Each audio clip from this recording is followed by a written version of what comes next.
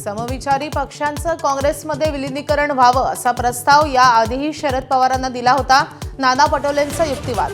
सध्या प्रक्रिया सुरू आहे आणि चर्चा मोठ्या प्रमाणात होते अशी माहिती.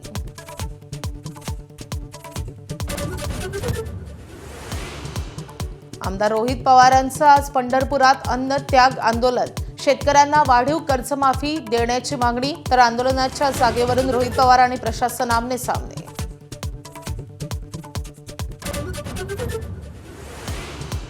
अमरावती विधान परिषदेत काँग्रेस निवडणुकीच्या मैदानातून बाहेर पडण्याची शक्यता. वंचित बहुजन आघाडीच्या उमेदवाराला पाठिंबा देण्याची चर्चा, तर हर्षजित देशमुख निवडणूक लढवण्यावर ठाम.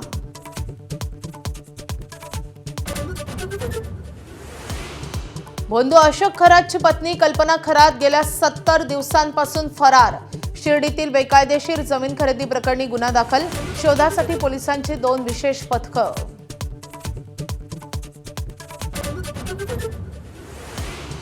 इराण विरुद्धचं युद्ध थांबवलं. डोनाल्ड ट्रम्प यांची मोठी घोषणा.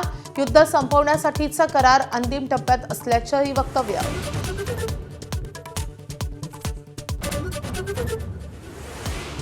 प्रशांत महासागरात एल निनो सक्रिय झाल्याची क्लायमेट प्रेडिक्शन सेंटरची घोषणा. यंदा 1950 नंतरचा सर्वाधिक तीव्र एल निनो राहण्याचा अंदाज. स्टँड अप कॉमेडियन प्रणित मोरेला राष्ट्रीय महिला आयोगाची नोटीस. काल मुंबईमध्ये गुन्हा दाखल. महिलांप्रती अनादरयुक्त कॉमेडी केल्यानं प्रणित मोरे अडचणीत.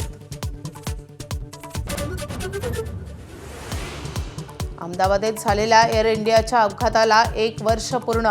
अपघात पायलटच्या चुकीमुळे की तांत्रिक बिघाड याचं वर्षभरानंतरही गूढ कायम. मुंबईत हार्बर लाईनवरची लोकल वाहतूक विस्कळीत. ओव्हरहेड वायरवर दुसरी वायर पडल्यानं खोळंबा. चेंबूर स्टेशनवर एक लोकल थांबून राहिल्यानं सीएसएमटीकडे जाणारी वाहतूक ठप्प.